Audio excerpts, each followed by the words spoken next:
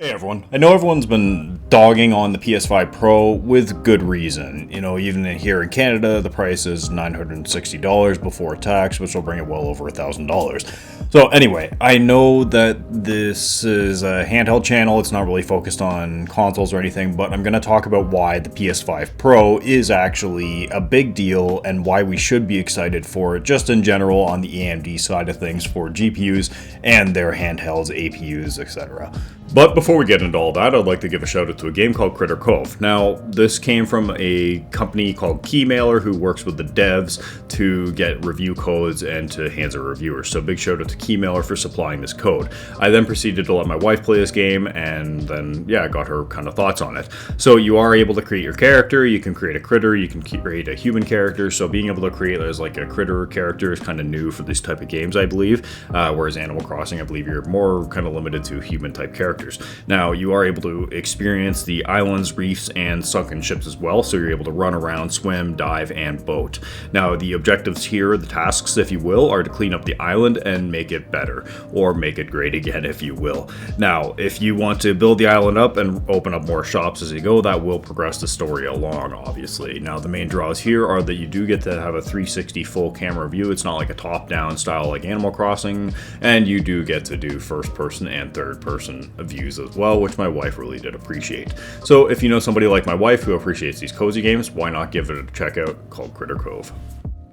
So as we see here in the PC Gamer article titled Sony confirms PS5 Pro has next-gen ray tracing tech and there are no other AMD GPUs that use it yet. Now, subtitled that Sony says it motivated AMD to create better ray tracing hardware, but is it the same that's going into RDNA 4? I would hazard a guess that yes, it would be going into it, because why would they perform all of this kind of upscaling of their tech and developing the new hardware, and especially doing the ray tracing improvements, because they claim that they have 2 to 3 times better ray tracing performance alone, which is huge going into this next generation of gaming. And we'll get into that a little bit later. Going on further through the article here, we see that the PS5 Pro may share its RT hardware with AMD's upcoming RDNA 4 GPU's architecture, and obviously, again, that would be a no-brainer. It says that Mark Cerny that not only does the PS5 Pro leverage RT hardware from AMD's roadmap that isn't currently available in any GPU, it was Sony that motivated AMD to come up with it. At least this is what Cerny claims. Now, saying that they use the advanced ray tracing technology, we can kind of click over here to the IGN article that says how Pro is the Pro, PS5 versus PS5 Pro, breaking down the specs. So if we kind of jog on through here, first look, yep, that's fine, whatever. I personally don't think it's a very good looking console, but some people probably do enjoy it. So when the PS5 Pro came out, it had an RDNA 2 GPU with 36 compute units, making a 2304 streaming multi-processors, SMs. This put it on the level of mid-range graphics cards like the RX 6700. It was an incredibly powerful graphics chip for the time, blah, blah, blah, blah, blah. Provide truly next generation 4K gameplay, blah, blah, blah, blah. Now, Sony claims that the PS5 Pro will have a GPU with 67% more compute units.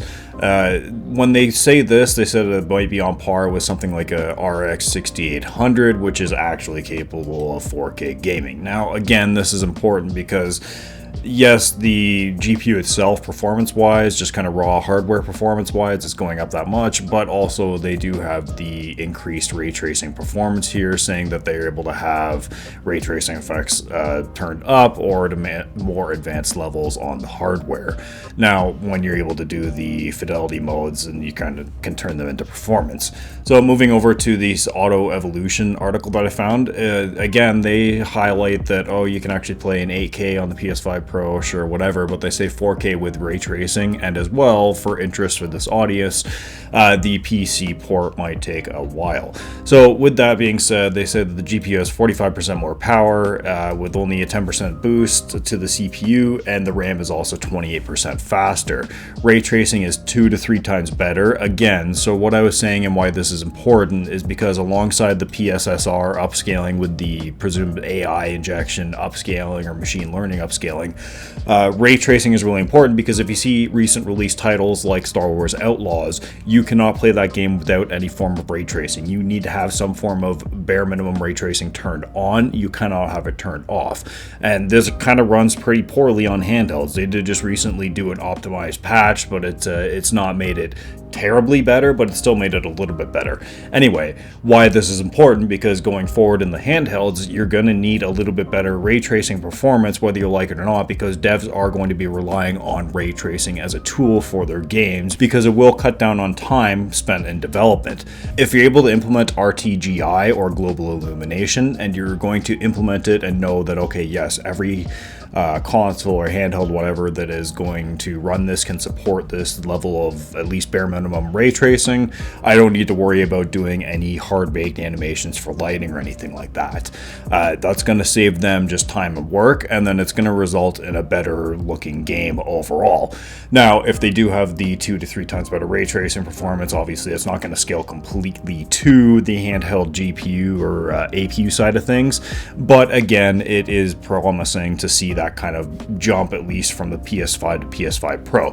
Where I'm also more excited is the PSSR, or the PlayStation Super Resolution or Upscaling, whatever they call it. Anyway, but it's got the AI Upscaling injection into it. So this is to compete with something like DLSS, because famously FSR, and even to an extent XESS, but XESS is a little bit better in my opinion than FSR, but FSR does suffer from smearing, and even with FSR3 and FrameGen, it's just not the cleanest of images compared to DLSS. So if AMD does start relying on AI technology and start limiting the GPUs or CPUs that can start using this, or APUs rather, and limit it to, okay, this is going to be FSR4 going forward, and this is going to have AI in it, and you're going to need to have some sort of AI acceleration in the GPU or APU, and then if not, you'll still be able to use FSR3, FSR2, and FSR1, no problem, like you would before, but going forward, we're going to have an enhanced FSR experience, and that's what I really hope that they do.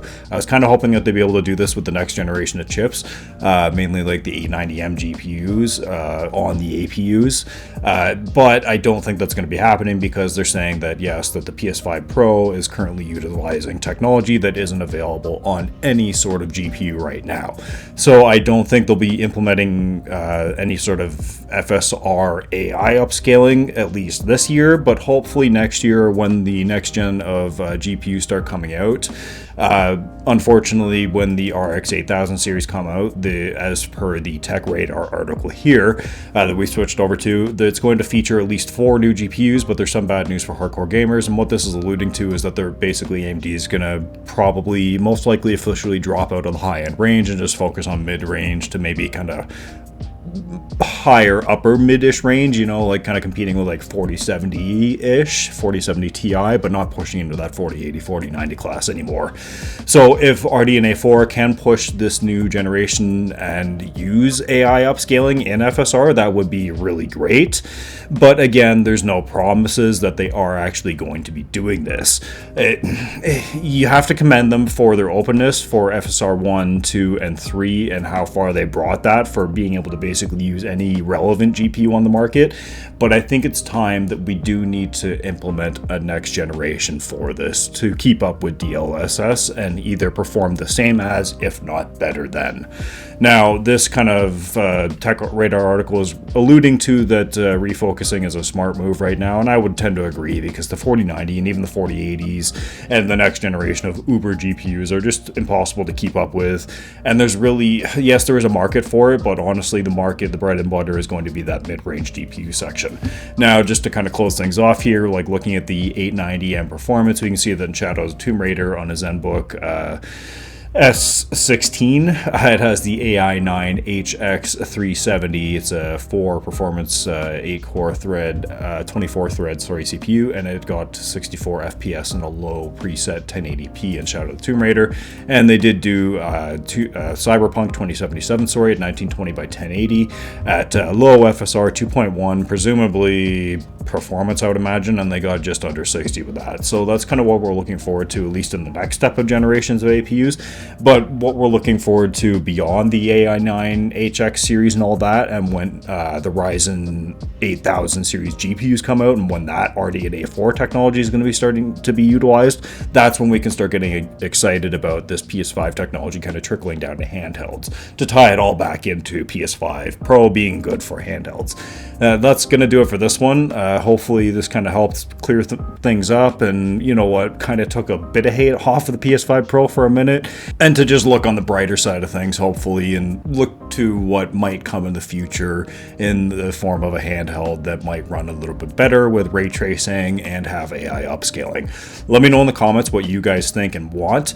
Would you like to see this AI upscaling technology implemented sooner rather than later? Would you like it to be kept as kind of like a quote-unquote open source, how it has been right now, of being able to run on any GPU even without AI cores and AI acceleration? Do you think it's time that it makes sense that FSR 2, 3, where it's at now, do you think it's kind of at the best it can be, and now is the right time to move forward?